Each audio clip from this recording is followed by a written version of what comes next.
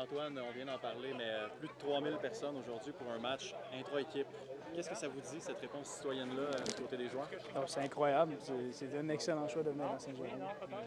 Si je regarde juste aujourd'hui, le monde qui sont venus, qui ont participé, qui ont encouragé. Puis juste avec le nombre de personnes qu'il y a eu, 3000 personnes, pour un match intra-équipe, c'est vraiment incroyable. Puis ça montre vraiment ce soif, cette envie-là des gens de Saint-Jérôme de voir du football. Puis je pense qu'il y a cette fierté-là qui ressent vers leur équipe. Je suis très content de pouvoir être ici et d'avoir fait cette journée-là. C'était une journée très fun, honnêtement, avec une belle ambiance. Ça faisait match intra-équipe, c'était mon quatrième, ça faisait différent des autres matchs intra-équipe. Qu'est-ce que tu as vu dans ce match intra-équipe-là qui est agréable au niveau du jeu? Parce que, bon, le camp d'entraînement se déroule depuis déjà 6 jours, mais c'était la première occasion de voir les gars en situation de match avec des gens dans les gradins. Ouais. Est-ce que tu as vu des choses que tu as aimées? Ben oui, non, j'ai eu des gros jeux. On va parler à la fin Smoke Monday, l'interception qu'il fait pour finir. Puis surtout dans une situation comme ça, même si intra-équipe, c'est une situation de game, c'est une situation importante. C'est la fin, on va dire, je sais pas si c'était soit du match ou du corps, peu importe comment la situation était, mais c'est un moment clé. Moment clé, la fin de la game, une interception comme ça. Nigel Warrior, une autre interception aussi. J'ai vraiment aimé ce que j'ai vu.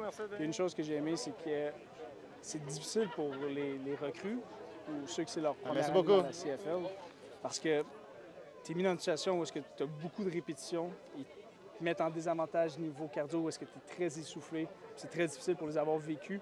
Puis une des choses, c'est vraiment être capable de rebondir de ça. Puis une fois que la fatigue embarque, comment tu joues. Parce que c'est ça le but, c'est d'amener à un état de fatigue tellement épuisé, qui n'est pas tout à fait réaliste des fois en game, mais de voir comment tu vas réagir. Puis j'ai aimé ce que j'ai vu. La compétitivité était excellente. Puis tu le vois depuis le début du camp, comment les joueurs, ils sont vraiment focusés sur faire partie de l'équipe, faire les bonnes choses, puis être professionnel. Puis voir ça très tôt dans une formation d'équipe, c'est très impressionnant. Donc, crédit à l'équipe des Alouettes d'avoir été rechercher ces joueurs-là.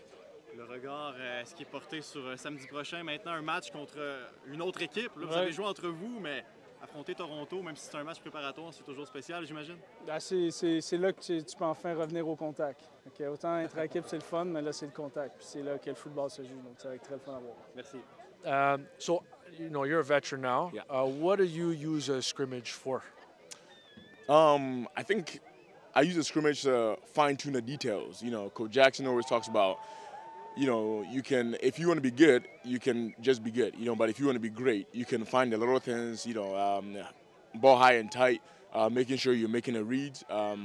I think one thing I went into this offseason with was to add to my game. So when I get into the second level, not getting tackled by the first guy or even the second guy that I see, is, you know, exploding into the field, you know, trying to get a lot more of those runs I got against Calgary and Ottawa.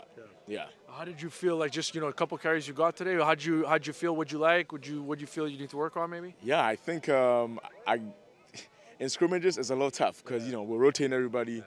There's a lot of guys, but I think I had a few pretty good runs. There's one that I like to have back. You know, maybe make the cut a little quicker. Again, like you said, you know, have sharper eyes, make the cut a little quicker, and just explode through the hole a little faster. There's a couple of young American guys. You know, Weber's here now, and Stevie Scott ran the ball quite a bit, caught the ball at the backfield. I'm curious, like, as a guy who's been in this league, you've been playing Canadian football for a long time. How do you try to like steer those guys? Like, what are some of the questions that they might ask you? How do you try to guide those guys a little bit? Well, you know, it's cadence, it's the motions. You know, so in Coach Marsh's offense, we have to motion out of the backfield. You know, go to the strong weak side, and it's just protecting the ball and just being smart about down and distance. This is 3-down football. And so if it's a first down run, if the play blows up, trying not to make a bad situation much more worse than it has to be. And if it's maybe 2nd and 2, 2nd and 3, just fighting for those yards. Because if it's 3rd and 1 or 3rd and inches, we'll sneak it, right?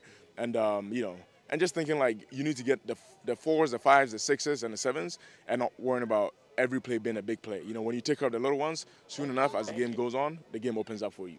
They had over 3,000 people show up today. What did you feel, you know, the atmosphere was like here in Saint Jerome? Man, I thought the atmosphere is incredible. Thank you to Saint Jerome fans. Merci for coming out. Merci beaucoup. It was just very fun to be out here, great energy. And I'm looking forward to going to the barbecue to talk to some fans and just, you know, hang out with them. What kind of type of damage do you think you'll do at this barbecue? A lot. I try to say it in French. It's okay. Beaucoup? Yes. Beaucoup Beaucoup dommage. There we go.